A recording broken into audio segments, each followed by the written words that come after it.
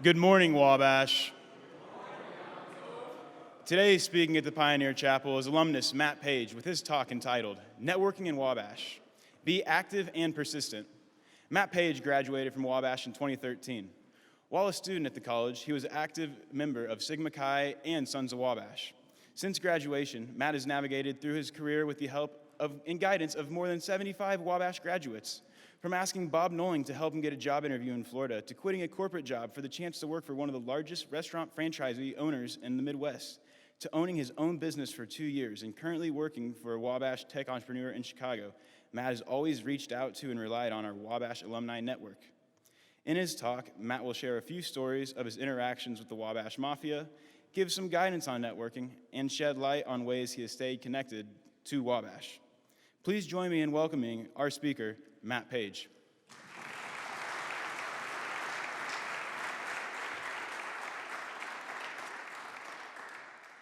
Good morning, Wabash.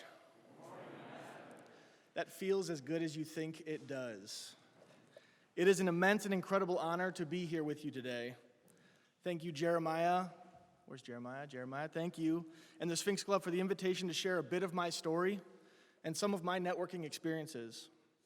Just over a year ago, Jeremiah and a few other Wabash students did a 2-day externship. Can you guys hear me okay?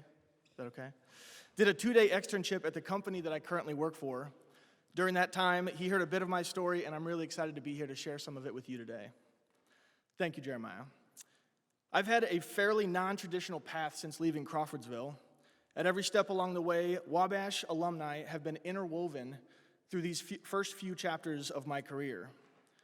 The reason for me to be here today is not about what I have or have not accomplished professionally in 8 years since graduating, but I'm here to talk about who I have met along the way and the lessons that I have learned about networking and about alumni in the process.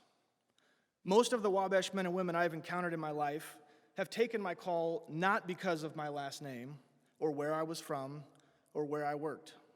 Each of them, and later I'll mention a few, have taken my call for one reason and one reason alone: Wabash. Actually, to be honest, one of them specifically did not take my call because of Wabash, but I'll explain that in more detail in just a minute. Wabash, as we all know, is many things. Great academics, check. Unparalleled faculty, check. Additionally, I would say that one of the greatest parts of Wabash is our alumni network's sincere interest and ability to help one another succeed. And these are two things that are important: interest and ability. Not only do most alumni want to help students and other alumni, their peers, but most of them have the ability to help. Many of our alumni are in positions of influence in their fields, and I think some people do themselves a great disservice by not using that fact to their great and sincere advantage. So today, I'm going to share with you some of my story. In doing so, I'd like to share 5 ways you can put yourself out there and meet many of these amazing Wabash alumni. Appropriately, my talk will be centered on 5 themes: shot in the dark, taking a risk, possibly going too far, persistence is key, and find a mentor. In these parts, I will tell you 4 stories and 1 little bonus section and make challenges to you so you can push yourself to meet new people within the Wabash ecosystem. I think every Wabash graduate should have these pillars included in their own stories of networking. One asterisk or quick side note that I'd like to mention before I dive in is, once you graduate from Wabash, you're given access to the Wabash alumni database. And I am someone who constantly and respectfully uses this list in every place I have ever lived.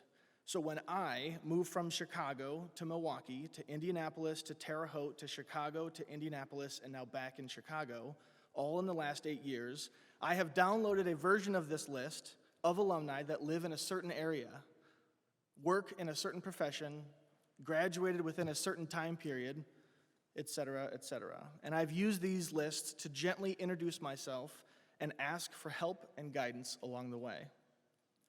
This is going to come up a lot in my story, so I just wanted to make sure that I was setting the stage before I begin. Above all, I hope these stories push some of you to think beyond your traditional understanding of networking and help motivate you to push yourself beyond your comfort zone. As you'll hear later, this has been a defining constant in my life, one that has helped me in my career. So I hope you find the next 15 to 20-ish minutes interesting, helpful, and entertaining. Let's get started. So let's rewind. It's 2011. I'm in the fall semester of my junior year. I'm sitting at the Sigma Chi kitchen, waiting to go to a book signing in the Fine Arts Center. Bob Noling of the Field House wrote a book that came out in the fall of 2011, and he was doing a book tour and came to Wabash to answer some student questions and share his story. While I'm sitting in the kitchen, Sigma Chi alum Shane Fimble walks into the room. I stand up, we exchange a brief conversation, and realize we're headed to the same place. Shane offers to drive us over to Fine Arts, and who wants to walk from Sigma Chi to Fine Arts? So I agreed to tag along. Bob Noling was inspiring, engaging, thoughtful, and kind. Everything I hoped he would be. We stayed after for a bit to meet with Bob, and Shane kindly bought each of us a copy of this book. So fast forward 1 year. I'm a senior and starting to think about where do I want to end up after Wabash. I'm dating someone who lived down in Jacksonville, Florida, and so I decided, I'll start my search there. At this time, I had recently only found the book and finished reading it. I consider myself a moderately slow reader, but this was embarrassing nonetheless, that it took me a year. In his book, Bob's book, titled You Can Get There From Here, My Journey from Struggle to Success, Bob briefly mentions a close relationship with a couple in Jacksonville named Chris and Montine Pillay. Chris and Montine founded and ran a company called Meridian Technologies that was wildly successful. And I thought to myself, I wonder if I could ask Bob for an introduction to this company. I knew no one in Jacksonville, and I was moderately desperate for any sort of introduction. So first, I researched everything I could find about Meridian.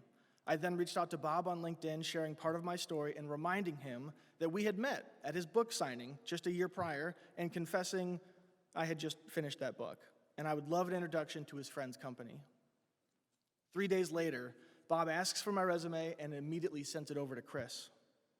A few weeks later, I'm sitting in this massive office and talking about my future, my career, my goals, my ambitions, and my dreams. And Chris asks me, what are you looking for in your first job? And how on earth do you know someone like Bob Noling? And I said, I've met Bob once. I reached out for help, and he said yes. It was that easy. Bob Noling didn't need to help me. It probably wasn't worth his time. I didn't take that job at Meridian, and I decided to stay in Chicago and work for the company I had interned for the year prior. But the kindness and generosity that Bob showed me while a student has shaped how I approach many Wabash-related things in my life. He has had a lasting impression. And honestly, I want to achieve certain levels of success in my career for a variety of reasons, but one of them is definitely to share my time with Wabash students like Bob shared his time with me. It meant the world to me that he, someone who should be so unreachable, not only replied to my LinkedIn message, but also passed along my information and more or less vouched for me as a potential hire. So at the end of each of these stories, I'm going to have some challenges. So my shot in the dark challenge is I want all of you to start thinking about your Bob Noling. Who is someone you might be afraid to reach out to, Wabash alumnus or not? Who is someone you've heard of, or who is someone that you know of but are too afraid to ask out for coffee? Who is someone that is high up in a field you're interested in but possibly too scared to reach out to? Think about it. If this describes you in any way, I want you to reach out to that person in the coming days or weeks. And I promise you, as you hear throughout my story, 95% of the time, it always goes well. And the Wabash Mafia is no joke. As a quick side note, I sold a small business in 2017, and I took a few months to figure out what I wanted to do next. I got in touch with a variety of mentors and alums and asked as many questions as I could. Again, I thought I'd go out on another limb, and I reached out to Bob to pick his brain on a few things. He graciously said yes. And this 2017 little anecdote is important to share because I'm of the belief that if you're going to take a risk like reaching out to someone like Bob Noling, you occasionally need to roll out the red carpet in order to make that call or coffee meeting a reality. I've taken a borderline religious approach to canceling other plans and moving things around in my life so I can be available for these calls. It is imperative to let someone know that you think that their time is important and you are willing to do anything you have to in order to chat with them, grab coffee, pick his or her brain, or schedule an early morning phone call. Hence why I mention this. Bob replied back to me in 2017 and said his only available time for the foreseeable future was at 5:30 in the morning Eastern Time. That means it was 4:30 a.m. Central Time, and I was living in Chicago. But my main point in bringing this up is that when you have the chance to pick the brain of Bob Knowling, or anyone else that you idolize or someone you have been trying to get in touch with for quite some time, you do not say no. You say, tell me what time works for you, and I will make it fit into my schedule. So I prepped for 3 days, woke up at 3, made a pot of coffee, prepared my questions, and I picked up the phone. Theme number 2, take a risk. I passed up on that job with Bob's friend in Florida, and I took a different job in Chicago at a company called Loris Strategies. It was a great job, amazing people. I loved it very much. 6 months in, they asked if I wanted to move to Milwaukee. I said yes. I bought a small condo, 4 blocks from the office, and I moved in January 2014. Work was going great by all measures. I was getting closer with my boss and a few partners in the office, and one day, I'm talking with one of these partners, Robert, after work about Wabash alumni. I tell him I've looked up a few names in the area, and I was going to start reaching out. He asks me to name a few names. He's lived in Milwaukee most of his professional life and thought that he might know some of them. And he did. Not personally, but he had heard of a few. So I mentioned to Robert, my coworker, that I have a sincere interest in connecting with this guy, John Broderson. Robert immediately looks at me and says, "Ha, good luck. I don't know him well, but I've seen him around a local country club, and there is no chance that you're going to get in touch with that guy." Challenge accepted. I'm thinking to myself, Robert, you don't understand. If John went to Wabash, then there's a 100% chance he will take my call. Weren't you listening to all the glowing things I just said about Wabash alumni? Fun fact, John Broderson did not actually graduate from Wabash College. He was a student here for 3.5 years, and he still shows up in the alumni database. But he never graduated, and actually, in all honesty, he left with a little bit of a bitter taste in his mouth. I knew none of this at the time. So I made Robert a bet at work. I said, I bet you $50 that I can convince John to get lunch or dinner with me in the next 30 days. Again, I know nothing about his early departure from Wabash. I only know that he lives in Milwaukee. I know the time frame he was a student here. And here's where it piqued my interest about making him a connection. John Broderson owned a growing franchise empire. Today, John owns 65 or more Popeye restaurants in the U.S. and Puerto Rico, 15 Wendy's in Florida, and he's legitimately one of the 5 or 10 largest Popeye restaurant franchisees in the U.S., and I was fascinated. I've always had a bit of an interest in franchising and owning my own business, and I was desperate to learn more. So I do some preliminary research on John, and I give him a call. The phone numbers are sometimes listed on these, alumni databases, so I just said, hey, let's give that a shot. He answered after 2 or 3 rings, and I do my nice, hey, John, my name's Matt Page, and I went to Wabash. Click. He hangs up on me. I have my computer open right in front of me, and I find him on LinkedIn immediately. And I write to him, Mr. Broderson, I'm pretty sure you just hung up on me, but I'm not soliciting you for a job or anything of that nature. I just want to ask you a few questions. John writes back within 5 minutes, Matt, I'm sorry my phone went out. You seem like a really nice kid, but I don't have any interest in helping you. Best wishes. Deflated was an understatement. I puffed my chest up around the office telling all these people about how amazing the Wabash Mafia are, and John just hung up on me. So I lost the bet. This was April of 2014, and I did not get lunch with John in that 30 days that Robert and I discussed. But I just couldn't let it go. So I waited about 1 to 2 months, and I researched, admittedly, an uncomfortable amount about John Broderson. I knew where he was from, the region, which is where I'm from. I knew how old he was when he started working as a fry cook at a Popeyes on the south side of Chicago. I knew how many kids he had and where they went to school.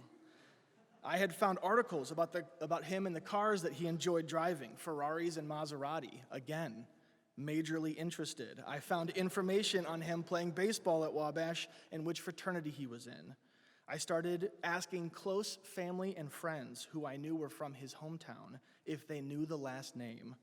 Many said yes and would share their stories. On and on and on. I think I spent an entire week after work documenting everything I found about this guy and decided to give it one more time, one more try. So I lay it all out there, everything I've researched. I draft up an email, and again, I let John know that I have no interest in soliciting him for a job or getting any kind of a handout. I just want to learn more about what he does. What he sent back is still to this day one of the best responses I've ever gotten. John wrote, "You are persistent as hell. I'll give you that. Let's get lunch on Friday. You come to me." It was amazing, pure bliss. John and I met at a Chipotle near his office and spoke for just over an hour. I mentioned the brand that I was moderately interested, not Popeyes, and asked him a ton of questions about how he started and what it took for him to get where he is today. John ended with the fact that now is the time to take chances. Take risks in your life. I didn't have a family, and I was young enough to make plenty of mistakes and not have it affect my future. And even more, John held out the greatest carrot of all time and said, if you're serious, maybe I would invest in this other concept with you, but you would have to prove yourself to me. If I wanted him to even consider being a mentor of mine and potentially as a business partner, he wanted me to quit my job and sell my condo and go work from the ground up as a fry cook and shift worker at a fast food restaurant. So I had a big decision to make. I was making decent money as a 24-year-old. I was a graduate from Wabash. I owned a condo, and I had a great career ahead of me. And all I could think about was letting it all go on the chance that I could do something big. So I did it. I quit. I told everyone I was leaving consulting to work as a fry cook. I got a decent amount of laughs. I was going to make $7.50 an hour. To say that my colleagues were confused was an understatement. In September of 2014, I left Milwaukee and moved to Indianapolis to work at the Zaxby's in Fishers off of 37. I was their 5th employee before they had opened. I had to live with some extended family because I was making such little money, and I started work. Taking a risk challenge. This might be out of some of your comfort zones, and I don't expect everyone to be able to be all excited to quit a reliable and fun job to be a fry cook at a fast food restaurant. But I do think that we need to take certain risks in order to pursue our passions. For me, taking a risk within the Wabash network isn't as much of a risk as people think or assume. So my challenge to anyone that has the stomach to give it a try is take your version of this risk. It doesn't have to be the same as my story, but there is some decision that you are trying to avoid or a decision that you don't want to make. And if it's not now, I guarantee it'll happen in the future, and you need to make it. And when you do, stay connected, reach out to others for help, push yourself beyond your comfort zone, and if it all fails, you're going to have one hell of a story. And if it succeeds, I promise it'll change your life forever. Over the course of my quitting my consulting job and working in franchises, John Broderson and I have exchanged 120 emails, and we would occasionally meet up for dinner to talk about our future plans. At some point, I was offered a different opportunity in the restaurant industry and decided to walk away from my potential path with John. He still replies to my emails. I asked him if I could mention his name in this speech, and I consider him a distant mentor, but we never worked together. But I'm telling you right now, even though I don't own the 20 Zaxby's I envisioned, and even though I don't have the empire that I wanted in 2014, my story and my willingness to give up certain things to chase my dreams has had countless benefits, more than I ever imagined. Theme number 3, possibly going too far. I love great Wabash stories. I love them. I love walking across Michigan Avenue in Chicago every time I see someone with a Wabash hat, scarf, sweatshirt, bag, and I love running after someone in an airport who I think might possibly have the new Wabash W, even if it's a damn Wisconsin Badger, okay? I chase every single one of them. Apologies to my fiance. I love hearing these stories, and I love how we as a network of men and women stay connected and help each other out. That being said, I think it's important that everyone have a Wabash story that they look back at months or years down the road and say, ooh, maybe I shouldn't have done that. I think I might have crossed a line. So this is my possibly too far story. And for me to say that, you have to know it's going to make some of you uncomfortable. But for me, it made all the sense in the world. So after a series of jobs learning about the fast casual franchise industry and being offered a general manager position and even being offered to buy that Zaxby's and Fisher's from the current owners, I decided to pivot a little and I bought a small franchise in a home care industry and I moved to Terre Haute, which was centrally located in the part of Indiana that I purchased. Again, new place, same process. So I looked up everyone in a roughly 75-mile radius that I could connect with in West Central Indiana. I met with a classmate's dad who owned a fairly large company in town. I met with someone who knew my dad and some of my uncles from Sigma Chi back in the 80s. I even drove up to Crawfordsville and met with Mayor Barton to pick his brain on a few things related to expanding my business here in town. Again, I was trying to meet as many people as I could in this part of Indiana. But there was one person who I thought I could truly benefit from meeting. Kurt Ehler was a doctor in Terre Haute. I believe he's retired now. And in my research of Wabash men in the area, I found Dr. Ehler's name and that he had a population of clients that were of the elder variety. I felt like he would be either well-connected in town or possibly could be a great referral source for me and my business. One day, I was walking through an office building in Terre Haute, headed to a meeting with my accountants, and on the way there, I walked by Dr. Ehler's office. So I walked in, but he was too busy to see me. Damn, maybe some other time. At this stage of my quest, I don't know Dr. Ehler. I had never met him, and I have no idea what he looks like. Fast forward just a few weeks, and I'm sitting at a red light, and I notice a silver Mercedes sedan at the corner next to me that has a Wabash plate on the front.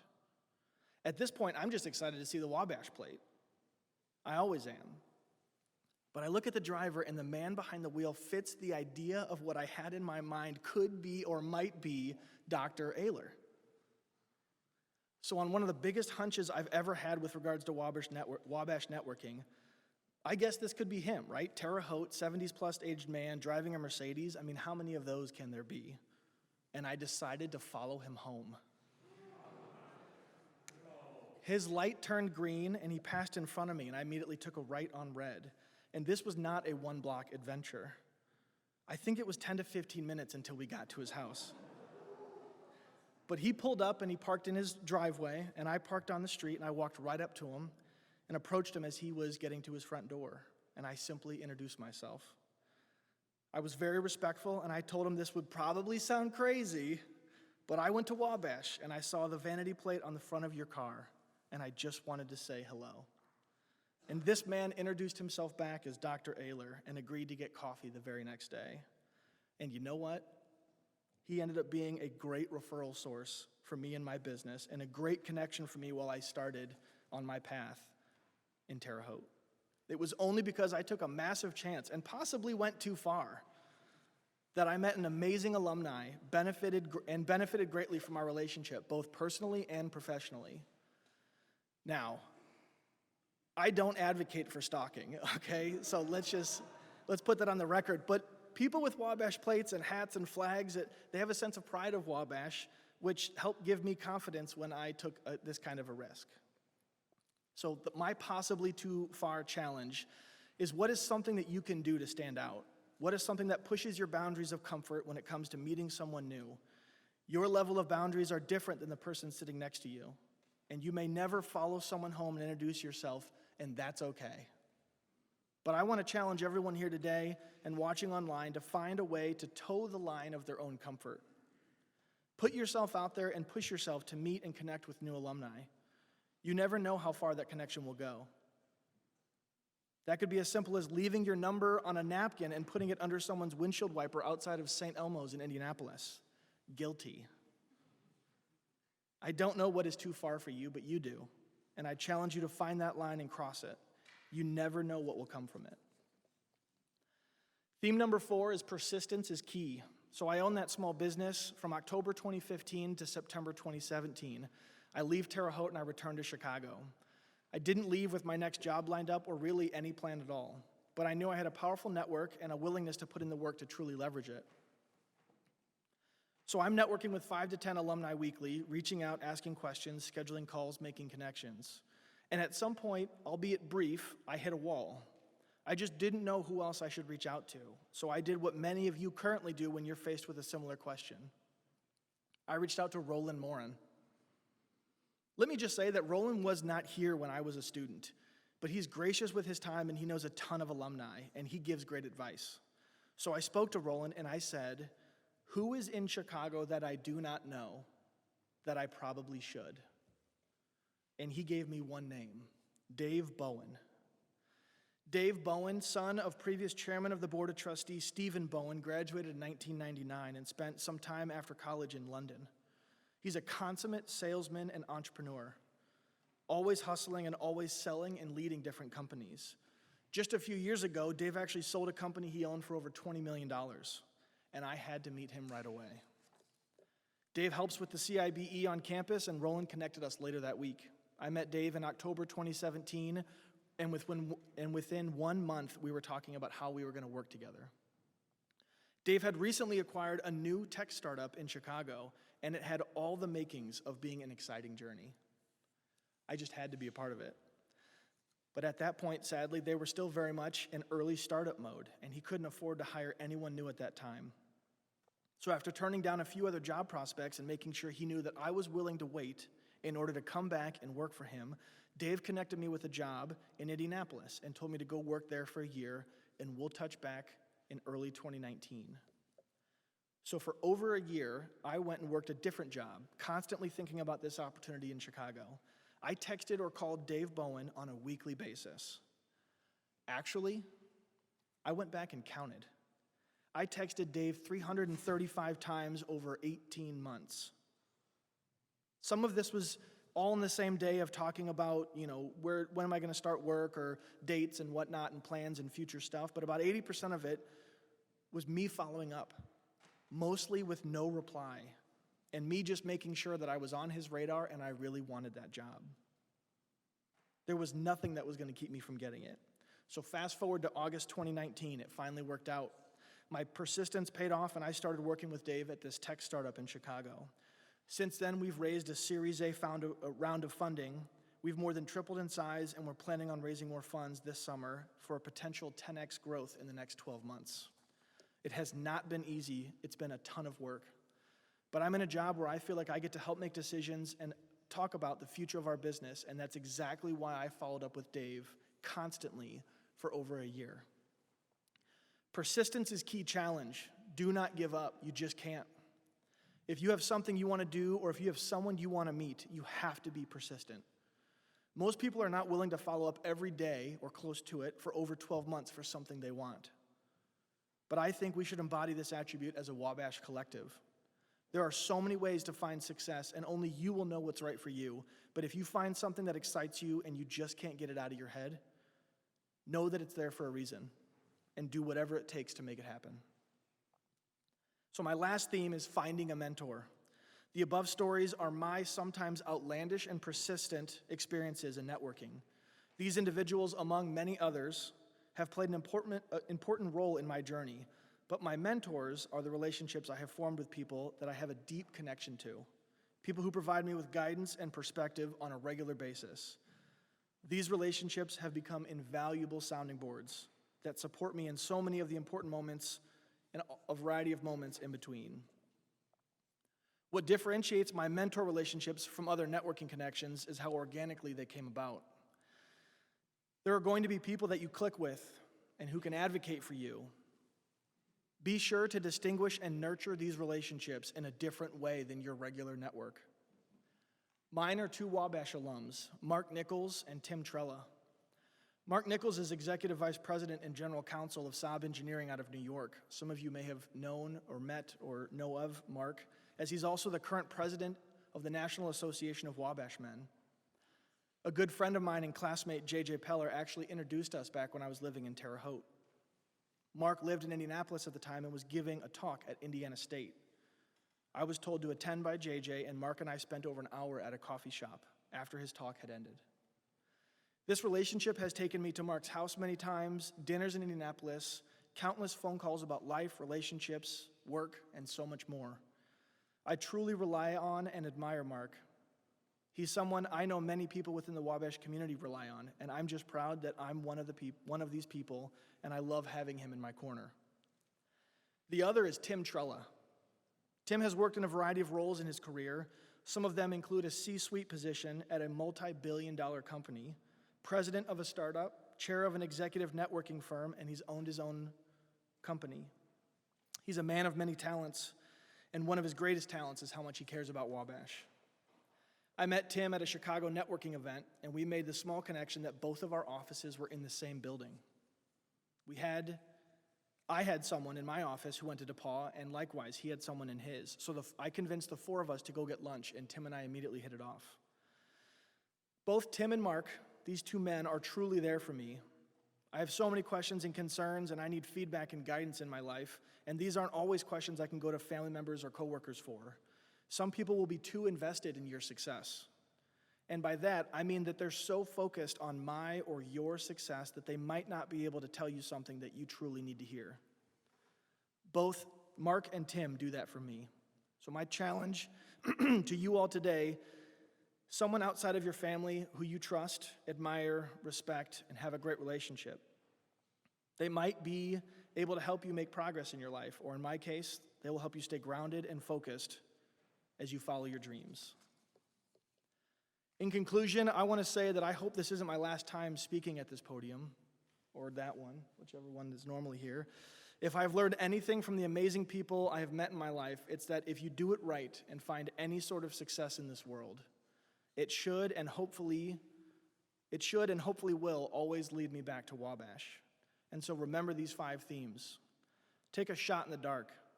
Take a risk. Possibly go too far. Remember that persistence is key. And go out and find a mentor. Thank you for sharing some of your Thursday with me. Keep networking, and Wabash always fights.